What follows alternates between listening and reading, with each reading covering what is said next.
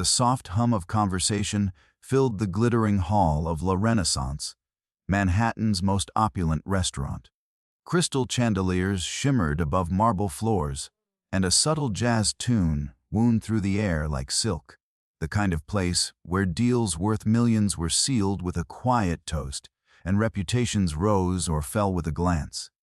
Victoria Ashford, one of the richest women in America, sat alone at her favorite corner table, her diamond bracelet catching the glow of the candles. To any other diner, she looked calm, perfectly in control. But Victoria had made enough enemies to know peace never lasted. Her suspicions proved correct when the entrance doors swung shut with an echoing thud. The soft murmur of wealthy patrons fell silent.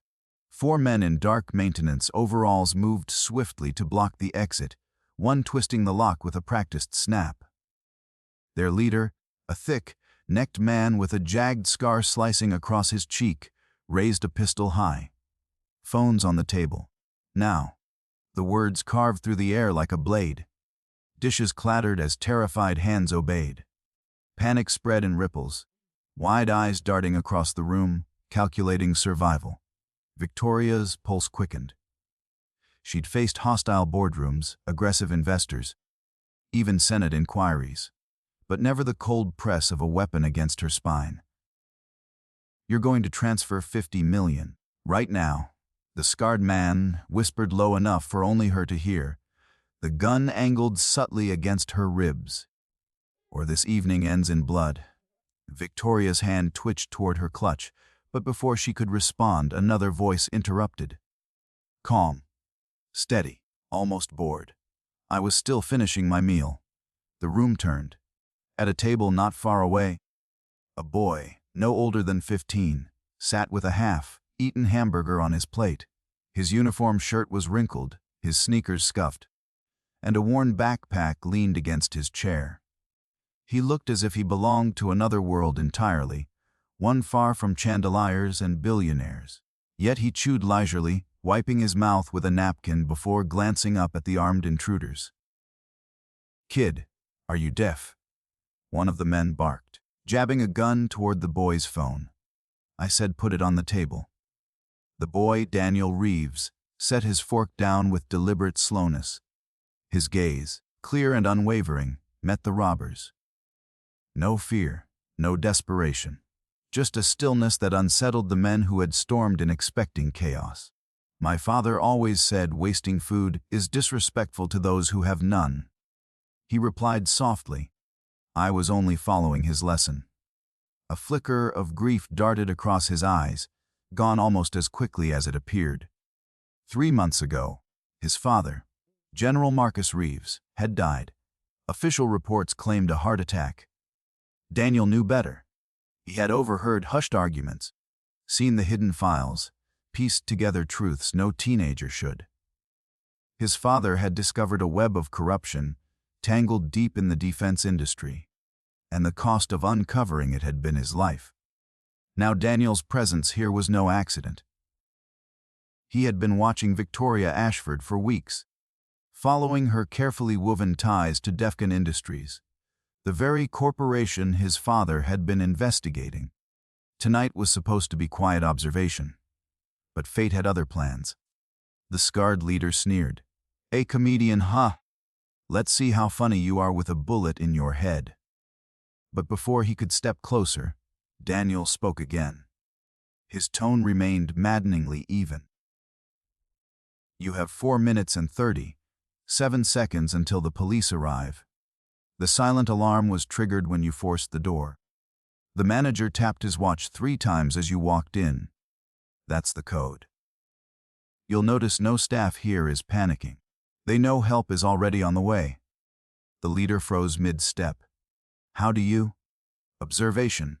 Daniel interrupted. His voice was steady, not loud, yet it carried across the room. "The kind of observation my father drilled into me. Exits. Weak points. Timing. You've already lost control." Laughter erupted from one of the intruders, harsh and mocking. "Listen to this kid. Thinks he's James Bond." But Victoria, watching intently, saw something else. the poise in Daniel's shoulders, the sharp, calculating way his eyes darted from chandelier to extinguisher to every possible weapon in the room. This wasn't bravado. This was training. Their eyes met across the chaos. For a brief moment, silent understanding passed between billionaire and boy. She'd built empires by reading people, by knowing who could be trusted and who could not. And this boy, this calm, unnervingly precise boy, wasn't ordinary. "I'll need my digital reader for the transfer," she said suddenly, her voice steady despite the barrel pressing against her. "It's in my bag." The scarred man narrowed his eyes. "Slow? Hands where I can see them." Victoria nodded, drawing out the motion, shifting the gunman's focus just long enough. Daniel moved. It wasn't the panicked flail of a frightened teenager. It was a strike born of discipline. His foot shot forward, snapping against the table's leg. Plates launched into the air. A stream of scalding sauce splattered across the leader's face. He roared in pain, staggering back. In the same breath, Daniel grabbed a chair, hurling it into the chandelier above. Glass exploded, raining shards down like a storm of daggers. Patrons screamed, diving under tables. The chaos fractured the intruder's control. "Back door. Now," Daniel shouted toward Victoria. She hesitated only an instant before bolting. The three remaining attackers scrambled to recover. One fired upward, the crack echoing across marble. Daniel was already in motion, snatching the fire extinguisher from the wall. He squeezed the handle, a white cloud engulfing one gunman's face, choking him into blind fury. Another lunged, swinging wild. Daniel dropped low, pivoting just as his father had taught him. Block, parry, counterstrike. His palm slammed into a pressure point. The man collapsed, clutching his twisted arm. "You picked the wrong restaurant," Daniel said, his voice chillingly calm. "And the wrong person to threaten." Sirens wailed faintly in the distance. Daniel's timing was exact. He'd been right. Police were near. But before they could arrive, the kitchen door burst open. Not with officers, but with three towering men in civilian clothes. Their movements, their posture, their silence, it screamed military. The robbers faltered instantly. "Drop your weapons," the eldest barked, voice brooking no refusal. Metal clattered against tile as the intruders surrendered, realizing they had stumbled into something far larger than a robbery. Victoria, trembling but alive, stared at the boy who had turned terror into triumph. And then she noticed it. Inside his backpack, peeking through a half-open zipper, classified files, surveillance photos, and one chilling phrase scribbled across a folder. Operation Cleanup. This boy hadn't been a victim at all. He had come prepared for war. Victoria Ashford's legs nearly buckled as she backed against the wall, her lungs straining for air. The chandeliers above were shattered, tables overturned, glasses broken like a battlefield after cannon fire. In the middle of the chaos stood the 15-year-old boy, calm as a general surveying terrain he had already conquered. The three men who had stormed through the kitchen weren't police. Victoria recognized the stance instantly. Shoulders square, feet balanced, eyes calculating. Soldiers. Not fresh recruits either. Veterans. Their silence spoke more than their presence. They moved with Daniel, as if guided by an unspoken command, fanning out to secure the room while the robbers froze. "On your knees. Hands behind your head," one barked. His voice carried the authority of someone used to obedience. The scarred leader scowled, still wiping sauce from his eyes, but his bravado was gone. He dropped to his knees. One by one, the weapons clattered to the floor. Daniel didn't move to join the veterans. He didn't even smile in triumph. Instead, he walked calmly to his table, slid the hamburger plate aside, and pulled the worn backpack into his lap. He zipped it shut in one smooth motion, hiding the documents Victoria had glimpsed. Her mind spun. Who was this boy? A detective's voice finally broke the tension as NYPD officers poured through the front door, their radios crackling. What the hell happened here? The veterans stepped back, letting the police take control. They didn't explain, didn't identify themselves. They simply melted into the background like shadows, leaving Daniel front and center. One officer reached for him. "Kid, you all right? What's your name?" Daniel's gaze never wavered. "Daniel Reeves. My father was General Marcus Reeves." The name landed heavy. Victoria saw it ripple across the officers' faces. Recognition, respect, some even hesitation. That name carried weight. Minutes blurred into hours. The robbers were cuffed, hustled out into flashing red and blue lights. Statements were collected, though most patrons could barely string words together after the ordeal. Victoria sat numbly, signing papers with trembling hands, her diamond bracelet clinking faintly with each movement. When it was over, she stepped into the cool night air, the city's hum washing over her. A black limousine waited, her attorney James Peterson holding the door open. She slipped inside, desperate to retreat into silence. But her silence didn't last. Inside, James handed her a tablet, his expression grave. "You need to see this." On the screen glowed a profile of General Marcus Reeves, former head of the Pentagon's Internal Audit Division, decorated strategist, known for rooting out corruption. Official cause of death: massive heart attack. Victoria's mouth went dry. "There's more," James said quietly. Reeves's last investigation focused on Defcon Industries. The words struck like a hammer. Defcon, her crown jewel, hidden behind layers of shell companies. A defense contractor with government contracts worth billions. And the one thing that could unravel her empire if exposed. "Fat boy," she whispered, remembering the cold certainty in Daniel's voice. "We need to talk about Defcon." Her attorney nodded grimly. "He knows." Victoria leaned back against the leather seat, her chest tight.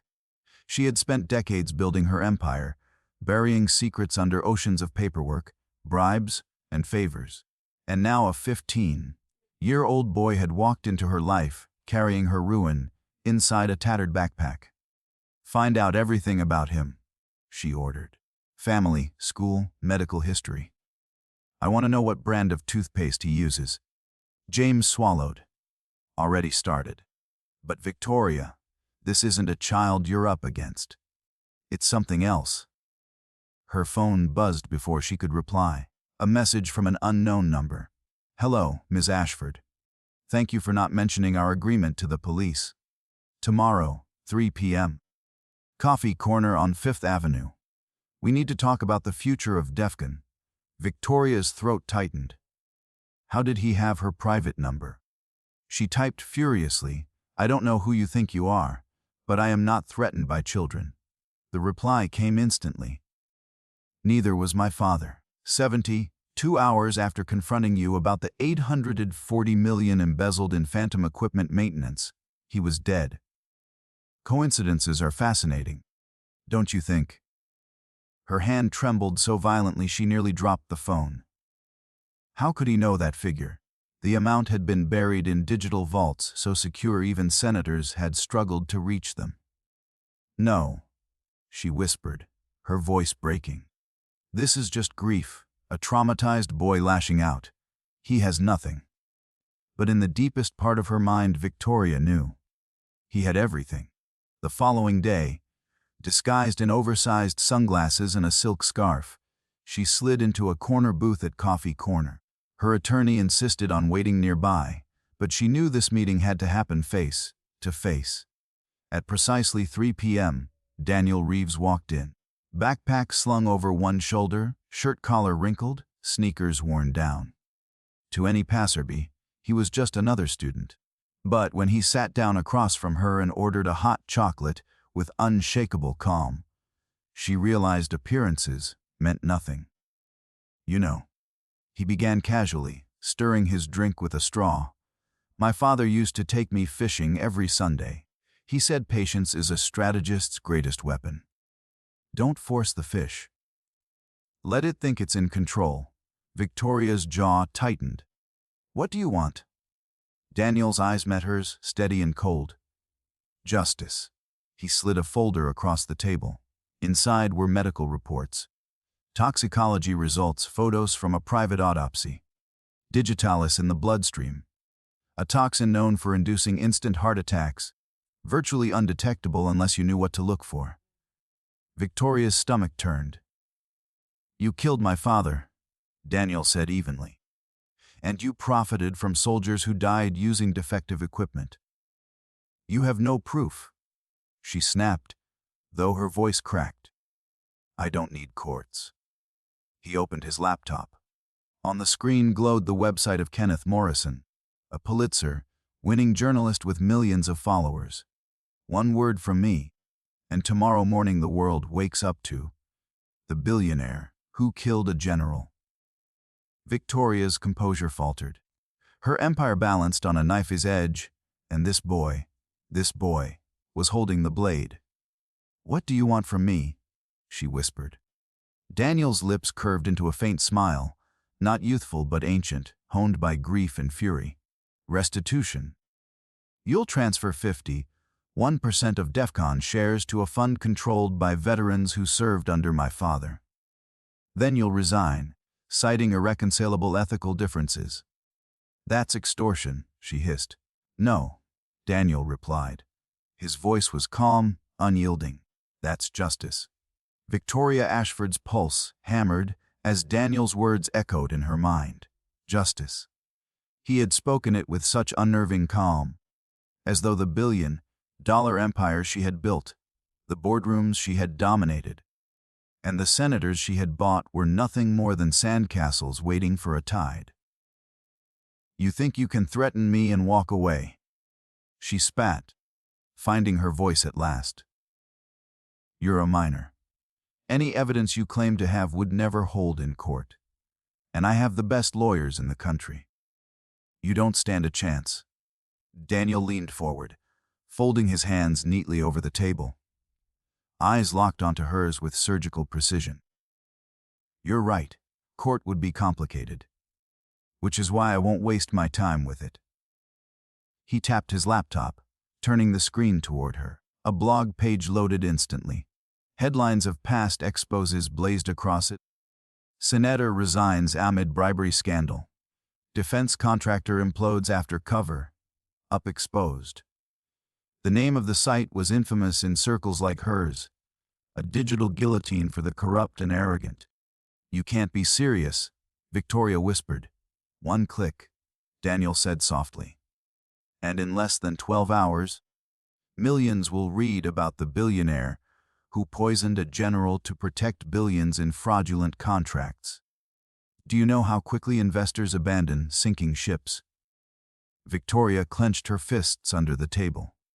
She wanted to shout, to laugh in his face, but she couldn't ignore the fear crawling beneath her ribs. The boy spoke with a certainty she had only seen in predators. People who already knew the outcome of the game they were playing. What do you want in exchange for silence? She asked, trying to reclaim control. Daniel's eyes narrowed. I don't want silence. I want correction. You'll transfer shares to the Veterans Fund. You'll step down. You'll face the world not as a titan of industry, but as someone stripped of illusions. That's the only path left to you. Her breath came in shallow gasps. She had never been cornered like this. Not in her youth clawing her way through Wall Street. Not in political hearings. Not even in scandal cover-ups. But this boy, 15 years old, was unraveling her empire thread by thread, and she was powerless to stop him. The silence stretched between them, thick and suffocating. Finally, Victoria forced herself to straighten, smoothing her scarf with trembling fingers. You may have information, boy, but I have power, and you have no idea what I'm capable of. Daniel's lips curved in the faintest, coldest smile. Neither did my father, until it was too late. He stood, leaving a $5 bill on the table for his hot chocolate, the act so ordinary it felt surreal. Then he slung his backpack over his shoulder, his parting words chilling her blood. "You didn't just kill my father, Miss Ashford. You created the very weapon that will destroy you." He walked away, blending into the crowd like any other teenager leaving a cafe. Yet Victoria felt as though the entire city shifted around him, bending toward his will.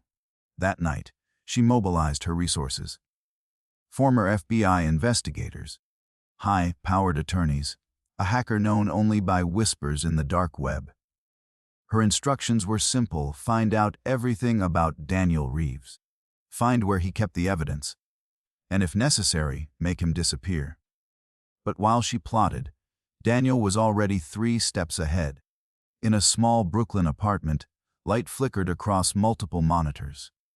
Daniel sat at the center, posture rigid, eyes scanning streams of code, surveillance feeds, and encrypted messages.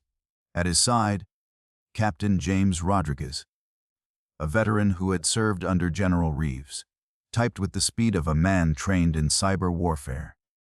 "She hired Secure Trace Investigations," Rodriguez said without looking up. "Same firm that investigated your father's death and miraculously found nothing suspicious." Daniel's pen scratched across his notebook, a ledger of connections and patterns. Predictable. She'll start with surveillance, then intimidation. When that fails, she'll escalate to elimination. It's her pattern. Rodriguez studied the boy for a moment. At 15, Daniel carried himself like an operative twice his age. Calm, deliberate, and unnervingly composed. "You've memorized her playbook." "My father taught me every play," Daniel murmured. His voice was low, but behind it simmered an ocean of grief hardened into resolve. Across the city, Victoria thought she had the upper hand. But the next morning, she found an envelope waiting on her desk. Inside was a photo of her leaving her personal attorney's townhouse less than an hour earlier. On the back, in elegant cursive, were words that stole the breath from her lungs. "Ms. Ashford, every move is watched. Every call is heard. Give up while you can still choose how you fall." Her hand shook violently. How did he know? How could he be everywhere? The phone rang, startling her. It was her private investigator, Mitchell Barnes. "I've found something disturbing about the boy," Barnes said. "Tell me." "As not alone. We've identified at least 12 military veterans rotating shifts to watch him. All former special forces. One of them, Rodriguez, is a cyber warfare expert who worked on classified operations in the Middle East." Victoria's stomach lurched. 12. That's just the ones we've confirmed. There are indications the network is larger. Barnes hesitated. "Ms. Ashford, this isn't a traumatized teenager seeking revenge. This is a full-scale operation. A general's legacy." The line went dead as she hung up. Her mind raced. She couldn't kill him. Not without triggering a war she wasn't equipped to fight. The only way to neutralize him was to destroy his credibility. Launch the campaign, she ordered her PR team. Blogs, social media, news outlets. "He's a disturbed teen, obsessed with conspiracies, dangerous. Make the world doubt him before he can touch me."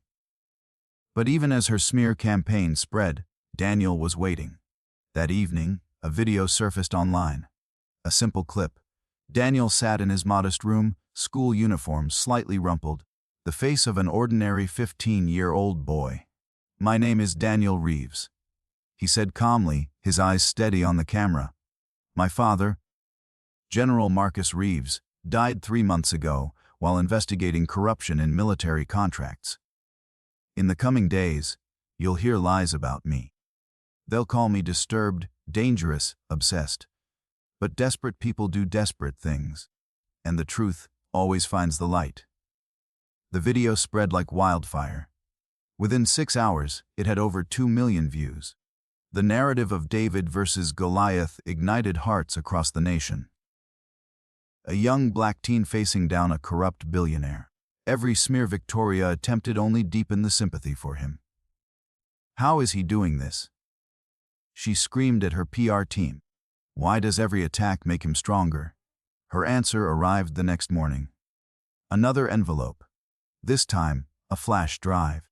Inside was a 30-second preview of damning evidence, her voice on recordings discussing bribes, emails about defective equipment sent to combat zones, and a photo of her with the fixer, the shadowy man who specialized in making problems disappear. The date was stamped 2 days before General Reeves's death. Victoria vomited right there in her 200 million office. Daniel wasn't bluffing. He never had been. Victoria Ashford stood before the full-length windows of her penthouse office, the Manhattan skyline glittering beyond the glass. But tonight, the city lights didn't inspire her usual sense of triumph. They mocked her. Each tower felt like a reminder that even empires crumble, and hers was beginning to fracture under the relentless pressure of a 15-year-old boy. Daniel Reeves had taken the narrative away from her. Every smear, every accusation she flung at him boomeranged back, fueling the story of a brilliant underdog exposing corruption. And now the flash drive. Those 30 seconds of recordings and photographs proved he wasn't fighting alone. Somewhere in the shadows, veterans, journalists, and unseen allies had rallied behind him. Victoria pressed her trembling hands against the glass. "He's just a boy," she whispered. But even she no longer believed it. By morning, her legal team assembled in a private conference room. Stacks of documents lined the polished table. Frantic strategies scrawled across whiteboards. The lawyers debated suppression orders, defamation lawsuits, countersuits against unknown conspirators. But every idea ended in the same silence. Daniel had too much. At the far end of the table, Mitchell Barnes, her investigator, set down a manila folder. "It's worse than you think," he said grimly. Victoria braced herself. "He's not improvising. We found evidence this operation has been in motion for 3 years, since his father began investigating DEFCON. It wasn't just Marcus Reeves collecting files. He was training Daniel, preparing him, building a network of loyal veterans who owe their lives to him." The room chilled. "This boy," Barnes continued, "is executing his father's final strategy. You didn't kill Marcus Reeves, Ms. Ashford. You created his legacy." Victoria's hands clenched around her pen until it snapped in two. She forced her voice to remain steady. "Then we adapt. If I can't silence him, I'll outmaneuver him. Discredit, destroy, isolate.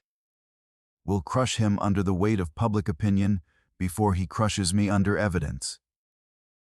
But Daniel was already anticipating her every step. In a dimly lit Brooklyn apartment, the glow of computer screens painted his face pale blue. Rodriguez entered, carrying a stack of files. "She's mobilizing everything. PR teams, investigators, hackers. She'll try to spin the story, make you look unstable. Then she'll escalate." Daniel didn't glance up. His eyes were fixed on surveillance feeds streaming across the monitors. Victoria entering cars. Lawyers slipping into meetings. PR agents whispering over cocktails. He scribbled notes faster than most could type. "She's already failed," Daniel murmured. "Every attempt to discredit me makes me stronger. She's fighting shadows. But soon, I'll force her into the light." Rodriguez watched him silently. The boy's voice carried none of the tremble of youth. It was cold steel tempered by grief. "You're playing a dangerous game," Rodriguez said softly. Daniel finally turned, his eyes dark and unyielding. "She turned it into a game when she killed my father." The next morning, Victoria arrived at her office to find another envelope waiting on her desk. Her stomach lurched as she opened it. Inside was a single photograph herself, meeting discreetly with Victor Clove, the fixer known in intelligence circles for making enemies vanish. The photo was stamped yesterday's date. Her knees weakened. He had eyes everywhere. Her phone rang again, Barnes's voice urgent on the other end. We've confirmed at least 18 veterans tied to Reeves. They're not just watching him, they're working with him. Cyber experts, surveillance specialists, former operatives. This isn't revenge, it's war. Victoria slammed the phone down, fury overtaking fear. Then let it be war. But Daniel struck first. That afternoon, the world awoke to a new wave of revelations. Anonymous accounts leaked documents, contracts showing inflated military equipment costs, emails between DEFCON executives discussing bribes to senators, audio recordings of hush money exchanges. Each leak was timed perfectly, released in waves that dominated headlines for hours before the next hit. Victoria's lawyers scrambled, her PR team drowned. Investors panicked.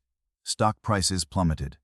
In a quiet newsroom, Kenneth Morrison, the Pulitzer-winning journalist, prepared the largest exposé of his career. Daniel sat across from him, passing files one after another. "You realize," Morrison said carefully, "that once this goes live, there's no going back. She won't just fight with lawyers. She'll try to erase you." Daniel's expression didn't change. "She already tried. Now it's my turn." 3 nights later, Victoria sat in her office, her head buried in her hands. Her empire of 3 decades was unraveling in real time.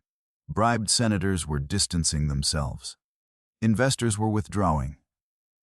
And the whispers in Washington grew louder. Federal investigation. She thought she had hit rock bottom, until another message arrived. 48 hours became 24. Transfer or exposure. Choose wisely. Her heart pounded as she plugged the enclosed flash drive into her computer. A new file opened. Not documents, not contracts. Video. It showed her, sitting in a cafe, handing an envelope to Victor Clauve. Another clip of her receiving a disposable phone. Audio of her own voice discussing the Reeves problem. Her skin turned to ice. Daniel had surveillance she hadn't known existed. "No more games," she whispered. The following day, she sat across from him in a neutral office. Daniel wasn't alone. Rodriguez stood beside him, and Kenneth Morrison watched from the corner like a hawk. Victoria's lawyers flanked her, but their presence felt useless. "You win," she said, her voice cracking. "I'll transfer the shares. Just give me the evidence." Daniel's lips twitched into that same faint, merciless smile. "You misunderstand. This was never about hiding the evidence. It was about using it." Morrison opened his laptop. On the screen was a formatted article ready for immediate publication. "The billionaire who killed a general." Victoria's breath caught. "You said—" "I said you had a choice," Daniel interrupted coldly. "A choice in how you fell. You tried to destroy me first. That was your decision." Rodriguez laid a folder on the table, spreading photographs of her meetings with Clauve, copies of bank transfers, transcripts of recorded conversations. Every secret, she thought, buried lay exposed under fluorescent lights. "You weren't just complicit in fraud," Daniel said, his voice sharp as glass. "You orchestrated murder. You thought you could poison a general and bury his name. But his legacy was me." The silence in the room was suffocating. Victoria's chest heaved as tears welled, but Daniel's gaze remained unflinching. "You took my father," he said, standing. "Now I'll take everything you built. Not for myself, but for the families of every soldier you betrayed." He turned to leave, Morrison closing the laptop, Rodriguez gathering the files. Victoria slumped in her chair, hollow and broken. For the first time in her life, she wasn't the predator. She was the prey. The headlines erupted like wildfire the next morning. Billionaire Victoria Ashford exposed in military corruption scandal. General's son brings down DEFCON empire. From boardrooms to prison, the fall of America's richest woman. Every newspaper, every website, every talk show carried her name, but not in admiration, in condemnation. The empire that had taken her decades to build collapsed in less than a week. Stock prices crashed. Senators scrambled to distance themselves, and federal agents stormed the glass towers of Ashford Industries, seizing files, hard drives, contracts. Cameras captured it all. Victoria, the once untouchable billionaire, escorted in handcuffs down the marble steps of her own headquarters. For Daniel Reeves, it was not a victory celebrated with cheers or applause. It was a moment of quiet gravity. Standing among the veterans who had guarded him since his father's death, he felt no triumph. Only justice. "She'll serve 25 years, Rodriguez said, folding the newspaper under his arm. "Murder, corruption, attempted murder." "It's over." Daniel didn't answer. His eyes lingered on a photograph of his father tucked in his wallet. A stern face softened by a rare smile. He whispered words only he could hear. "We did it, Dad." 6 months later, Daniel stood before a modest crowd at a dedication ceremony. The General Reeves Fund had been officially launched, its billions redirected from DEFCON's stolen contracts, now financing proper equipment for soldiers, scholarships for their children, and support for veterans who had been forgotten. At just 16, Daniel was no longer invisible, no longer an orphan swallowed by grief. He had become a leader, not because he sought power, but because he carried his father's legacy with unshakable resolve. Kenneth Morrison, now a two-time Pulitzer Prize winner for the exposé, stood beside him, smiling as cameras flashed. But Daniel ignored the attention. His focus was on the gravestone, where he laid fresh flowers every week. "Would turn their corruption into justice," he murmured. "Would turn tragedy into hope." Victoria Ashford, once the embodiment of wealth and influence, now sat behind bars, her empire reduced to rubble. She had billions, but when she fell, she was utterly alone. Daniel had only the memory of an honorable father, and an army of loyal allies willing to fight for the truth. That was the difference. That was the lesson. True power had never been about money, titles, or connections. It had always been about integrity, loyalty, and the courage to stand when no one else would. And so the boy who had once seemed like just another teenager with a worn backpack became something far greater. Not a victim, not even just a survivor, but a weapon sharpened by love, grief, and justice. An unyielding reminder that empires built on lies will always crumble when faced with the truth. Sometimes, it only takes one boy to bring them down.